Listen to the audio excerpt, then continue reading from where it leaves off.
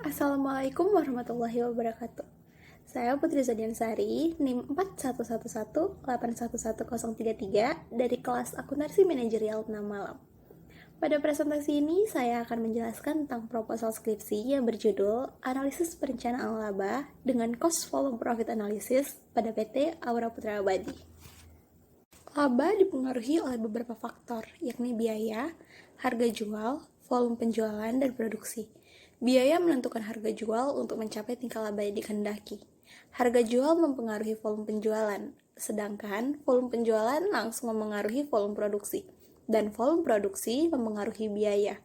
5 faktor tersebut saling berkaitan satu sama lain. Cost Volume Profit Analysis merupakan salah satu alat yang dapat digunakan manajemen dalam menganalisis hubungan antara biaya, volume penjualan, dan harga yang berkaitan langsung dengan keuntungan. Dalam suatu bisnis, terdapat biaya yang sifatnya variabel dan tetap. Biaya yang sifatnya variabel dibebankan sesuai jumlah produksi. Selanjutnya, perumusan masalah.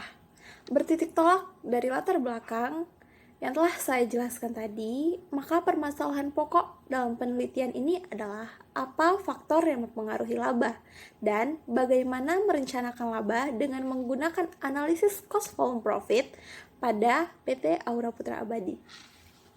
Tujuan dari penelitian ini yang pertama untuk mengetahui kondisi profitabilitas perusahaan dan yang kedua untuk mengetahui bagaimana konsep cost volume profit digunakan dalam perencanaan laba pada PT Aura Putra Abadi. Manfaat penelitian.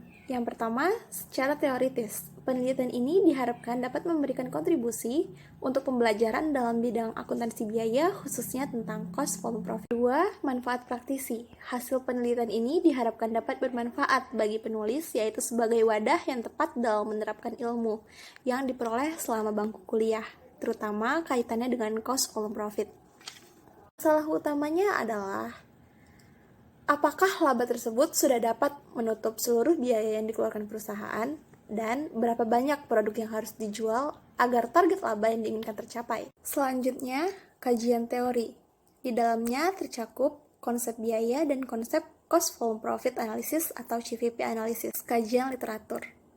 Analisis CVP dapat menjadi alat yang berharga untuk mengidentifikasi luas dan besarnya masalah ekonomi yang dihadapi perusahaan dan membantu menunjukkan secara tepat jawaban yang diperlukan.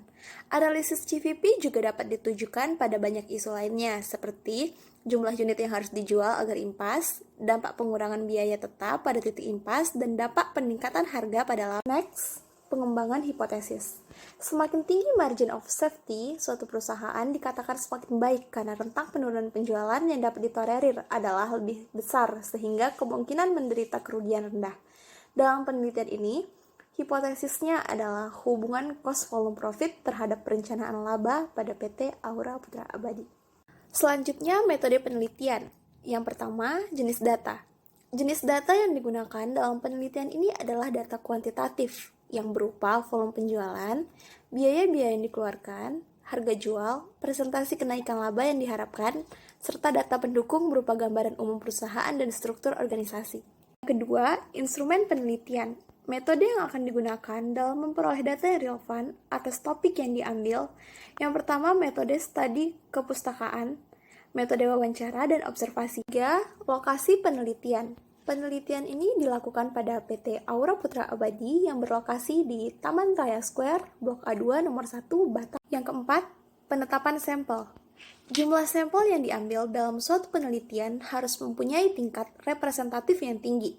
Saya berencana menggunakan rumus Lovin dengan persamaan sampel sama dengan N atau populasi dibagi populasi dikali nilai presisi, yaitu 95%, kuadrat ditambah 1.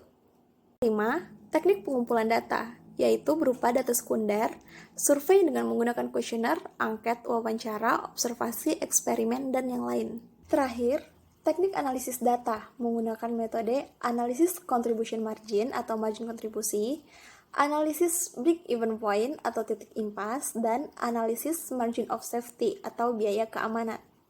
Sekian presentasi dari saya, mohon maaf atas segala kesalahan yang terjadi. Saya akhiri, wassalamualaikum warahmatullahi wabarakatuh.